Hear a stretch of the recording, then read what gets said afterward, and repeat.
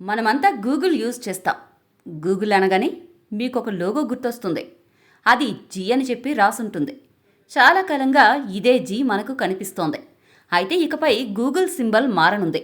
అవును, Google company తన iconic లోగోను పునరుద్ధరిస్తోందని అంతర్జాతీయ నివేదికలు చెబుతున్నాయి. దాదాపు 10 ఏళ్ల తర్వాత తన జీ చిహ్నంలో చిన్న అప్డేట్ తీసుకురానుందట గూగుల్. నిజానికి ఈ చిహ్నంలో 4 రంగులైన ఎరుపు, పసుపు, ఆకుపచ్చ, నీలం రంగులు విడివిడిగా కనిపించేవి.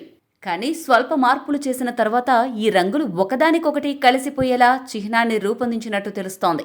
అయితే గూగుల్ చివరిసారిగా తన బ్రాండింగ్ను 2015లో మార్చింది.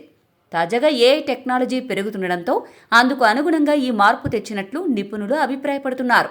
దీనికి సంబంధించిన లోగో ఫోటోలు నెట్టింట చక్కర్లు కొడుతున్నాయి.